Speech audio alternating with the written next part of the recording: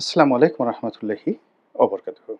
সম্মানিত দর্শক, চলতি বছর অর্থাৎ ২০২৫ সনের জুন মাসের ২৮ তারিখ শনিবার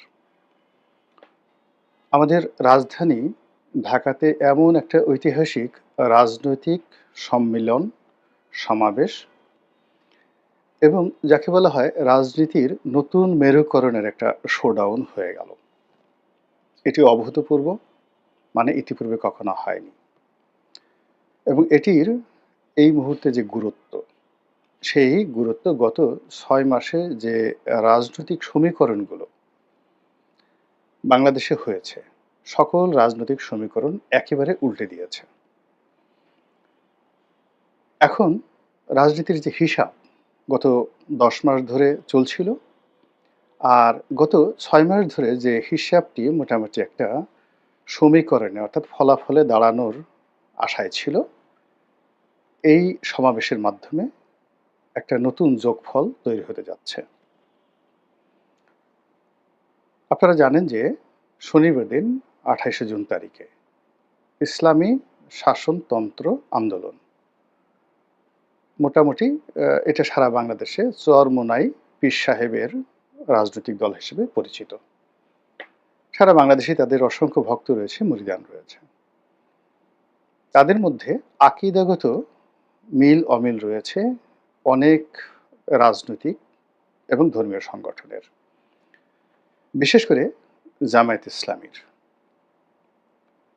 তো এই দূরত্ব দূর করার জন্য মতিউর রহমান নিজামী সাহেব, গোলাম আজম সাহেব, মাওলানা দেলোয়ার হোসেন সাঈদী সাহেব, আলী হাসান মুজাহিদি সাহেব সহ জামাতের শীর্ষ নেতৃবৃন্দ এবং ইসলামী জগতে যারা জামাতের যে বিরুদ্ধ পক্ষ, যারা মূলত মাজার কেন্দ্রিক, পীর কেন্দ্রিক বা নিজেদেরকে আহলে সুন্নাত ওয়াল জামাত বলেন, কিংবা যারা নিজেদেরকে আহলে হাদিস বলেন, তাদের সঙ্গে একটা সম্মিলিত ঐক্য করার জন্য, একটা মোর্চা করার জন্য সবাই চেষ্টা করেছেন, কিন্তু অতীতে এটা হয়নি।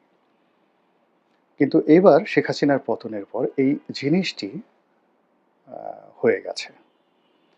প্রথমে একে অপরের সঙ্গে শুভেচ্ছা বিনিময়, বৈঠক, চরমোনাই পীর সাহেবের বাড়িতে গেলেন জামাতের আমির, আবার চরমোনাই পীর সাহেব জামাত সম্পর্কে, জামাতের আমির সম্পর্কে খুব ভালো কথা বললেন।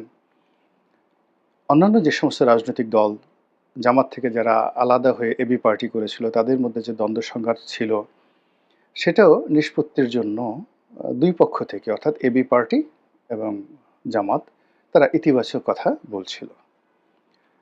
আর এই যে এনসিপি, মূলত এটি প্রথম থেকেই জামাত ফান্ডেড, জামাতের পেট্রন এবং জামাতের সার্বিক সহযোগিতায় কোটা বিরোধী আন্দোলন যখন শুরু হলো, ভিপি নুরুর সেই প্রথম জমানা থেকেই জামাতের সঙ্গে তাদের একটা আত্মিক, মানে হৃদয়ের, আর্থিক, অর্থনৈতিক, লজিস্টিক মানে জামাতের নেতাকর্মীদেরকে দিয়ে সাহায্য সহযোগিতা করা, এবং ইন্টেলেকচুয়াল মানে বুদ্ধি দিয়ে, পরামর্শ দিয়ে সাহায্য সহযোগিতা করা, এই কাজটি জামাত করে আসছিল। পরবর্তীতে ভিপি নুরু ভিপি হলেন, সেখানেও জামাতের একটা বিরাট ভূমিকা ছিল। এটি ভিপি নুরুর বিজয় মানে আওয়ামী লীগকে চ্যালেঞ্জ জানিয়ে জামাতের বিজয় ছিল ঢাকা বিশ্ববিদ্যালয়ে। বিভিন্ন রকম কৌশল করে প্রধানমন্ত্রী শেখ হাসিনার সঙ্গে সম্পর্ক করার চেষ্টা করেছেন, এটা রাজনৈতিক কৌশল ছিল। কিন্তু জামাতের সঙ্গে তার যে সম্পর্কটা, এটা কখনোই জামাত অস্বীকার করেনি, সেও অস্বীকার করেনি, এবং জামাত সবসময় তাকে একটা ছায়ার মতো তাকে বার্তা দিয়েছে।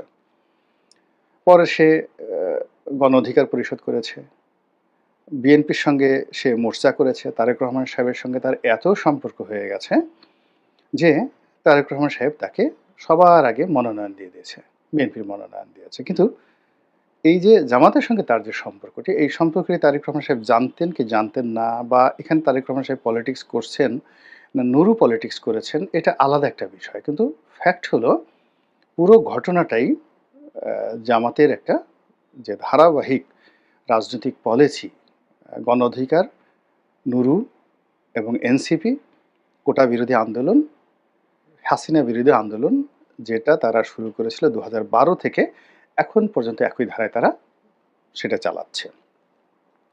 দ্বিতীয়ত জামাত যেটা চালাচ্ছে সেটা হলো অন্যান্য রাজনৈতিক দলগুলোর সাথে সম্পর্ক স্থাপন এবং সেটাও তারা ধারাবাহিকভাবে করেছে।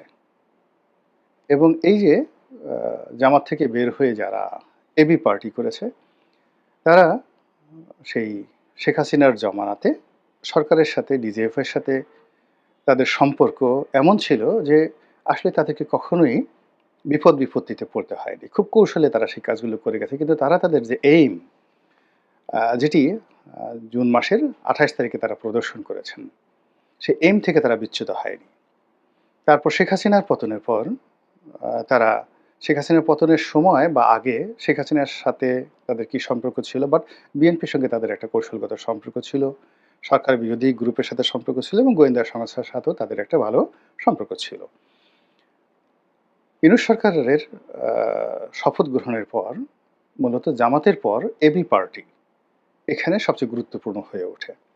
কিন্তু জোর করে দখল করা বা বিস্তৃত অঞ্চলে আধিপত্য বিস্তার করা এটা বিএনপির সঙ্গে কেউ পারেনি। এর কারণ হলো বিএনপি বড় দল। কিন্তু সরকারি কৌশলে, রাষ্ট্রের যে কৌশলে স্বতঃস্ফূর্তভাবে যারা সবচেয়ে প্রভাব বিস্তার করেছে তারা হলো ১ নম্বরে জামাত, ২ নম্বরে হলো এবি পার্টি।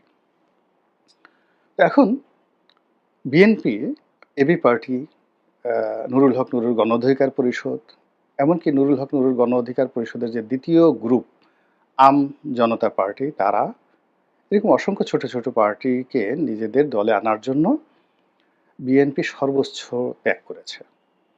তাদেরকে মনোনয়ন দেওয়া হবে, তাদেরকে সম্মান প্রদর্শন করা, তাদের অফিসে দলের গুরুত্বপূর্ণ লোকদেরকে যাকে বলা হয় পাঠানো, তাদের জন্মদিনে তারেক রহমানের পক্ষ থেকে কেক দেওয়া। মানে বিএনপি যত ছোট হওয়া দরকার, যত অবনত হওয়া দরকার এদের সঙ্গে বন্ধুত্ব করার জন্য সর্বোচ্চ চেষ্টা করেছে। কিন্তু শেষমেশ রেজাল্টটা কি হয়েছে সেটা আমরা ২৮ তারিখে দেখেছি। আমরা ২৮ তারিখে দেখলাম ঢাকার স্মরণকালের, আমি এই যাবৎকালে গত ১০-১৫ বছরে এত বড় মহাসমাবেশ ঢাকাতে আর হয়নি, যেটা চরমোনাই পীর সাহেব করেছেন এবং সেখানে জামাত আসছে, এবি পার্টি আসছে, ভিপি নুরু আসছে, এনসিপি আসছে, সবাই মিলে ধরে নেওয়া হয় এটা অ্যাবসলিউটলি বিএনপির জন্য একটা থ্রেট। এবং এই যে বৈঠকটি হলো, মহাসমাবেশটি হলো, এর কাউন্টার এরকম জাঁকজমকপূর্ণভাবে ডিসিপ্লিন ওয়েতে বিএনপি একটা সমাবেশ করতে পারবে এটা অনেকে বিশ্বাস করে না। এবং যদি চেষ্টা করে বিএনপি, সফল হলে ভালো, রাজনীতি আরও সংঘাতময় হয়ে পড়বে। আর যদি ব্যর্থ হয় তাহলে বিএনপি রাজনীতি শেষ। এখন এই যে ঘটনাগুলো ঘটছে এটি ডক্টর মোহাম্মদ ইউনূসের সঙ্গে তারেক রহমান সাহেবের লন্ডন বৈঠকের পর। লন্ডন বৈঠকের আগ পর্যন্ত কিন্তু একটা আলাদা মেরুকরণ ছিল, সমীকরণ ছিল।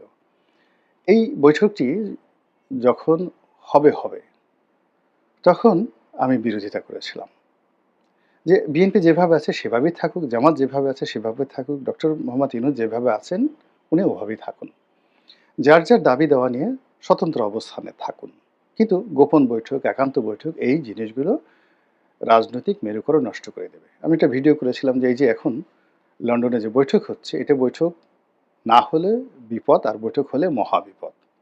তো এই যে বৈঠক হলো, হওয়ার পর উনি বাংলাদেশে আসলেন। আসার পর থেকে এই যে একটার পর একটা রাজনৈতিক বিপর্যয়, বিতর্ক এবং রাজনীতির যে সমীকরণ পুরো পরিবর্তন হয়ে সোহরাওয়ার্দী উদ্যানে যেভাবে চরমোনাই পীর সাহেবের নেতৃত্বে যে মহা সম্মেলন হলো, এটি আগামী দিনে রাজনীতির সমস্ত গতি এবং প্রকৃতি পরিবর্তন করে দেবে। মহান আল্লাহ আমাদের সবাইকে হেদায়েত দান করুন এবং হেফাজত করুন। আসসালামু আলাইকুম রহমতুল্লাহি ওয়া বারাকাতুহু।